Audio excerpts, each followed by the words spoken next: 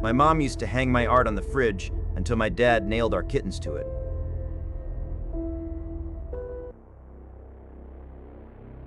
My father killed our cats with a nail gun because he ran out of tape. That's the simplest way to explain it. But the truth is, the tape was just the final thread to snap. The real story started much earlier, back when my mother, Elina, was still alive. It started with my drawings. One of my first clear memories is of her breathless laugh as she stuck my first crayon masterpiece to our refrigerator. It was a wobbly stick figure family, the kind every kid makes, but to her, it was a treasure. She pinned it up with a bright yellow magnet, stepped back, and looked at me with an expression of such pure pride it lit a fire in my chest. That fire kept me drawing for the next 12 years. My dad, Remus, was a ghost in those early days, working long hours at a job I never understood. The drawings were for her. Every art project, every birthday card, every doodle on a napkin was a gift for Elina. Our kitchen fridge became a gallery, a chaotic collage of my childhood. Soon, we ran out of space. The magnets couldn't hold the weight of all the paper, and a small avalanche would happen every time someone slammed the door. Her solution? A second fridge. It went in the garage, a big white monolith that hummed next to my dad's toolbox. It became the archive, holding my older work while my newer stuff got the prime real estate in the kitchen. I asked her once why we didn't just put the old ones in a box.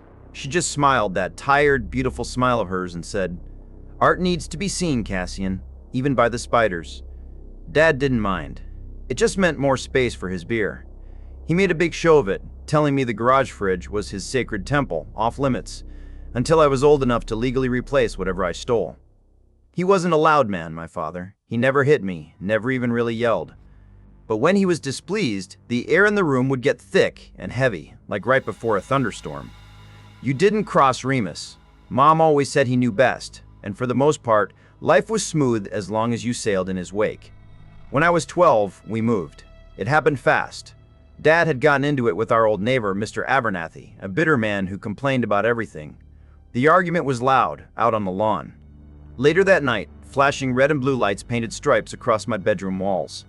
Mom came in, her face pale, and led me downstairs to watch cartoons while the world outside buzzed and whirred. Dad came back in hours later, smelling of stale air and something metallic. He told Mom that Mr. Abernathy's heart had given out. Just like that, we were gone within a week. They never said it was because of our neighbor, but I knew. The new house was bigger. I got the largest bedroom, a silent bribe from my parents who had started sleeping in separate rooms. It didn't seem to matter. They still held hands, still kissed goodbye in the morning. I figured it was just something grown-ups did.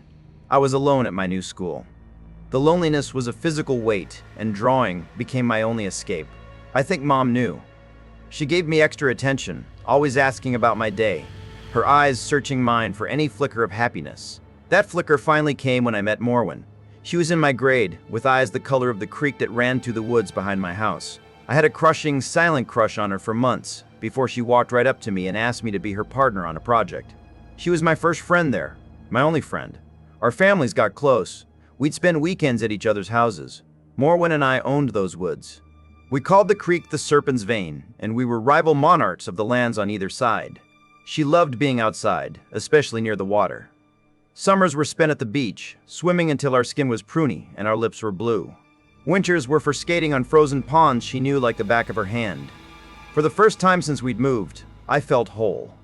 When I was 14, the doctor gave my mother's illness a name. A long, complicated, degenerative name. It was a thief. It stole her job, her energy, her ability to walk without help. Dad had to take on more shifts, and our time with him became precious and rare. He'd come home looking hollowed out, help Mom into the bath, then carry her to bed before collapsing on a mattress he'd laid on the floor beside her. He refused to be more than an arm's reach away. Through it all, the gallery grew.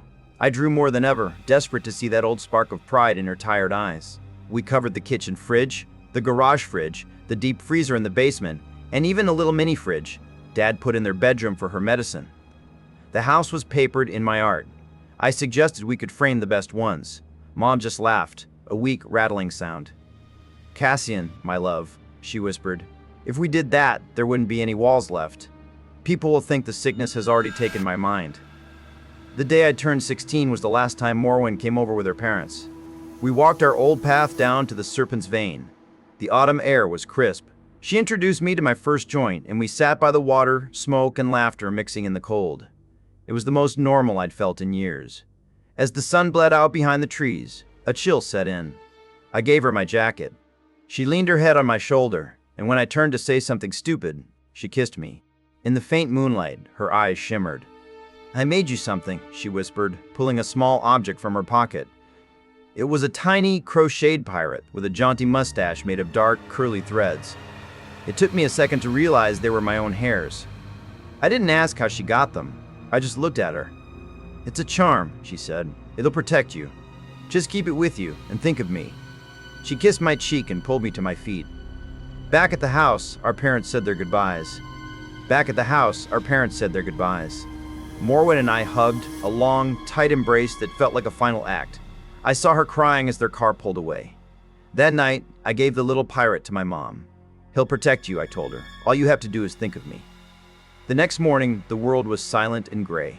I found Dad in the living room, hunched over, making a strange, choked sound. He was crying into his hands, and they were slick and dark with blood. I didn't need to ask. I flew to my mother's room and threw open the door. She was in her bed, looking peaceful, almost serene. But the pillow beneath her head was a blossoming stain of crimson. Her eyes, her lips, they were bleeding. A pool of viscera haloed her head. I shook her, first gently, then violently.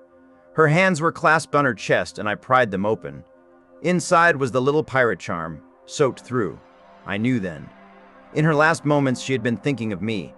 The months that followed were a blur of police, lawyers, and whispers. They couldn't prove Dad did it.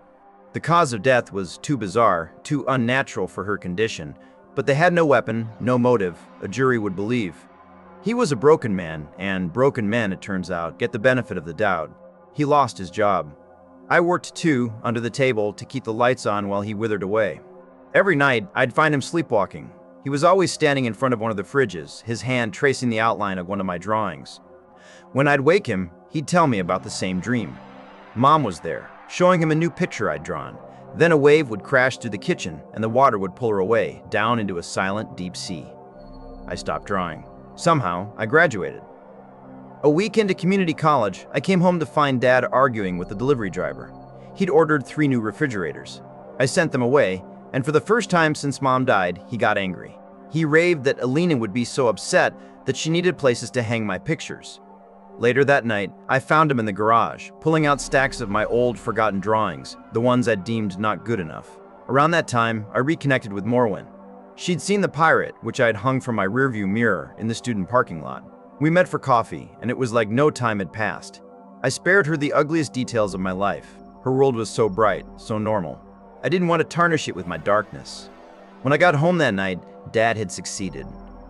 3 new, unplugged refrigerators stood in the middle of our kitchen. He had already covered one of them in my discarded art, and was starting on the second, mumbling to himself. "Alina will be so happy when she gets home from her trip. So happy." I collapsed onto the floor and cried. We both slept in the kitchen that night. The next day, I found more drawings I'd never seen before. Pages of frantic, black scribbles, shapes that almost looked like eyes. I bundled them up and buried them at the bottom of the trash can. When I got home from class, they were everywhere. Taped to every wall, every window, even the ceiling. They were taped over our family photos, obscuring our faces with chaotic black ink. Dad was lying on the living room floor, staring up at a constellation of hundreds of crudely drawn eyeballs. He was whispering Bible verses. He wouldn't move. He wouldn't speak to me, only to Mom, asking her if she liked what he'd done with the place. Morwen started coming over to help. She was a rock. She'd help me clean him, feed him, guide his unresponsive body into bed. We started seeing a stray cat hanging around, and Morwen would leave out scraps for her. One day I suggested we just let her in. She was pregnant. Maybe, I thought, it would help. The cat, who we named Mama, gave birth to a litter of 4 kittens. She seemed to love my dad, kneading his lap and purring for hours. One afternoon, we brought the kittens to him. A light flickered on behind his vacant eyes. He reached out a trembling hand and stroked Mama's head. "Good girl," he whispered, his voice rusty with disuse. "You're a good mama." It was the most beautiful, fragile moment. It didn't last. That night, a sharp thwack pop sound from downstairs startled us awake. Then another, and another, and another. It was the distinct, percussive sound of Dad's framing nailer. We bolted from the bed. Morwen screamed when she saw the first dark red splatter on the bottom stair. In the kitchen, my father was standing next to the garage fridge, which he dragged inside. The air compressor chugged beside him. He was admiring his work. The kittens, and what was left of Mama, were nailed to the white enamel door. He'd arranged their small bodies, twisting them into a grotesque parody of my first stick figure drawing, a bloody, mangled family. He turned to us, a serene, genuine smile on his face. "Ran out of tape, kiddo," he said, his voice as calm as a summer creek. "Sorry if I woke you. Mom's going to be so happy when she sees what we made for her. I'm 25 now. Morwen and I have a son. He's turning 3 this fall. My dad died in the psychiatric hospital. They said he gouged his own eyes out. He couldn't live with his sins, the doctor told me. I didn't care enough to listen to the rest. Life is quiet now. I have my queen and my little prince. I focus on them, on building something good and clean. I even started carrying the pirate charm again. I taught myself to crochet and made a matching princess for Morwen, with a lock of her own hair woven into the yarn. It felt like fighting one magic with another. It felt like we had won. Last night, my wife found me sleepwalking. She said I was just standing in the kitchen. I don't remember getting up, but I remember the dream. Crushing waves, pulling me down into a cold black sea. And from the depths, thousands of eyes were staring back up at me. When she woke me, I was standing in front of our refrigerator, my hand resting on the cold blank door.